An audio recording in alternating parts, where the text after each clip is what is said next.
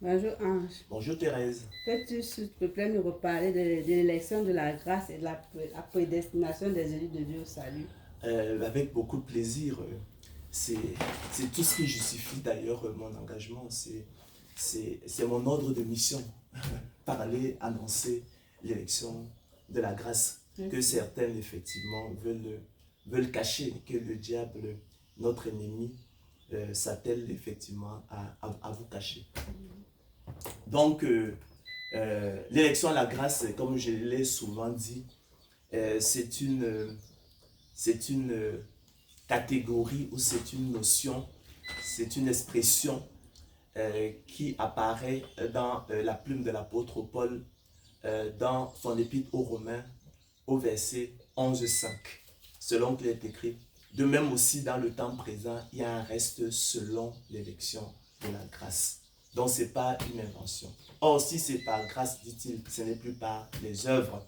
Autrement, la grâce n'est plus une grâce. Et si ce n'est pas les œuvres, ce n'est plus une grâce. Autrement, l'œuvre n'est plus une œuvre.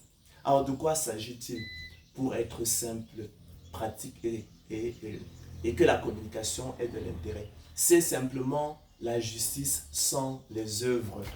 C'est ça l'élection de la grâce. C'est la justice sans les œuvres.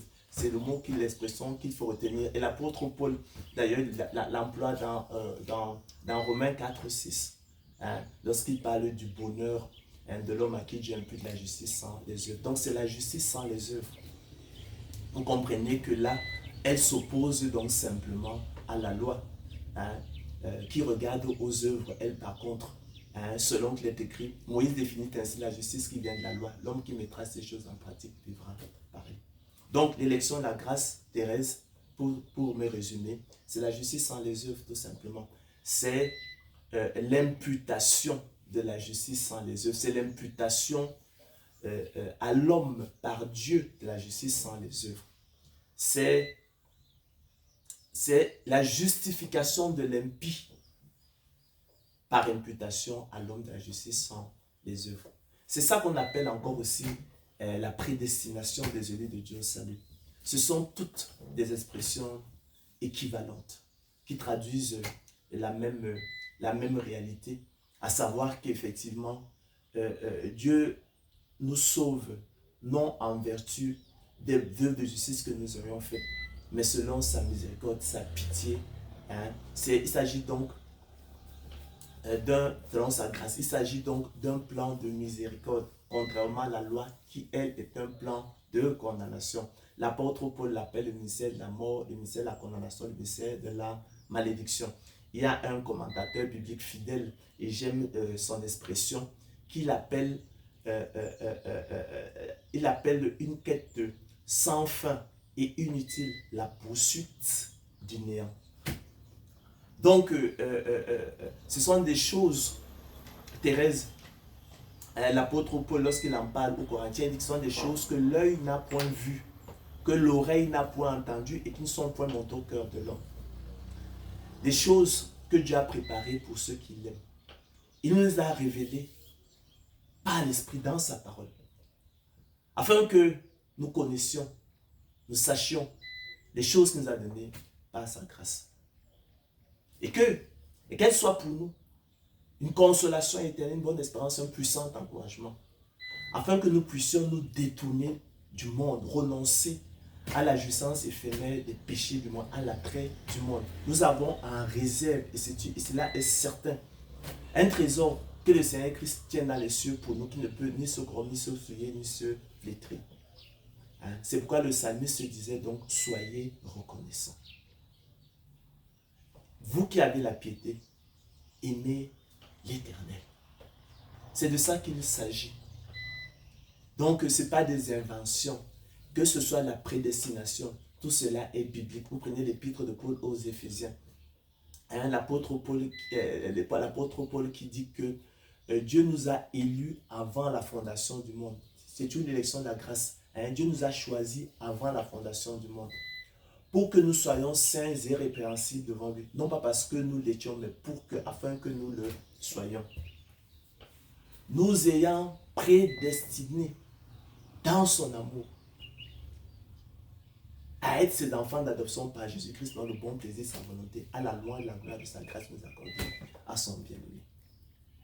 Nous sommes aussi devenus héritiers ayant été prédestinés suivant la résolution de celui qui opère toutes choses appelle au conseil de sa volonté, c'est-à-dire le bon plaisir de sa volonté. Dans son épître aux Romains, il reprend le même thème. Romains 8, 28, selon qu'il est écrit. Nous savons du reste que toute chose concourt au bien de ceux qui aiment Dieu, de ceux qui sont appelés selon son dessein. Car ceux qu'il a connus d'avance, ceux qu'il a aimés d'avance, ceux qu'il a choisis d'avance, ceux qu'il a élus d'avance, il les a aussi prédestinés à être semblables à l'image de son Fils, afin que son Fils fût le premier-né entre plusieurs frères. Ceux qu'il a prédestinés, les a aussi appelés. Ceux qu'il a appelés, les a aussi justifiés. Ceux qu'il a justifiés, les a aussi glorifiés. Que dirons-nous donc à l'égard de ces choses? Si Dieu est pour nous, qui sera contre nous? Qui accusera les élus de Dieu? Il conclut en disant qu'il a l'assurance que ni la vie, ni la mort, ni les choses présentes, ni les choses à venir, ni aucune autre créature pourra nous séparer de l'amour de Dieu manifestant en Jésus-Christ notre Seigneur. Donc c'est fait à la croix de Golgotha. Le Seigneur Jésus-Christ nous a rachetés, nous élus de Dieu son peuple. Il est mort de façon substitutive et expiatoire pour nous. Et il faut que vous le sachiez. Vous qui avez la piété, aimez le Seigneur. Et à cet égard, permettez-moi de rappeler ce qu'est la prédestination. La prédestination, je l'ai souvent dit, c'est le choix souverain et discrétionnaire de Dieu dès avant la fondation du monde, dans son amour, selon son propre dessein, sans tenir compte de l'incapacité totale et absolue de l'homme animal vendu au péché, cadavre spirituel dont il ne peut rien attendre. Et son appel efficace par le moyen du don de l'esprit et de la foi à salut, équipant et outillant ses héritiers pour les rendre aptes et capables non seulement de discerner quelle est la volonté de Dieu, ce qui est bon, agréable et parfait, mais aussi de la faire efficacement de façon à accomplir l'esprit de la loi. Je ne dis pas la lettre de la loi, mais l'esprit de la loi. Quand dans le même temps, le monde, les réprouvés, effectivement, endurcissent leur cœur. Donc, la prédestination, finalement, donc c'est ce privilège du don de la foi des élus de Dieu. Ce privilège de la semence de Dieu que Dieu nous a fait. Selon qu'il est écrit, vous avez été fait la grâce par rapport à Christ de croire en lui. Vous avez été fait le privilège par rapport à Christ de croire en lui. C'est un privilège. Selon qu'il est écrit, c'est par grâce que vous êtes sauvés par le moyen de la foi. Par le moyen du don de la foi. Et cela ne vient pas de vous, c'est le don de Dieu. C'est le don gratuit de Dieu. Il faut donc savoir, toi qui as la crainte du Seigneur, toi qui aimes le Seigneur, sache que en fait, c'est l'œuvre, c'est Dieu qui l'a voulu ainsi. Il t'a fait le don de la foi. D'accord? Afin que, effectivement, tu pratiques les bonnes œuvres qu'il a préparées d'avance pour toi. Donc, il ne faut pas te laisser troubler outre mesure. C'est une bonne nouvelle. Il est au contrôle. Il est au contrôle. Sa grâce est sur toi. Sa main est sur toi. Et le diable ne voudra jamais entendre, effectivement, que l'on vous parle de ces choses-là. L'élection, la grâce, la prédestination des élus de Dieu au salut. Quel Dieu formidable il est. Quel privilège, effectivement, nous avons. Comme des élus de Dieu, saints et bien-aimés. Revêtons-nous donc d'entrailles de miséricorde, de compassion, de bonté et de gratitude. Donc c'est des choses inouïes, chers frères et sœurs, des choses inouïes, un privilège inestimable. D'accord? D'accord. Merci Ange. Ben, je t'en prie, Thérèse.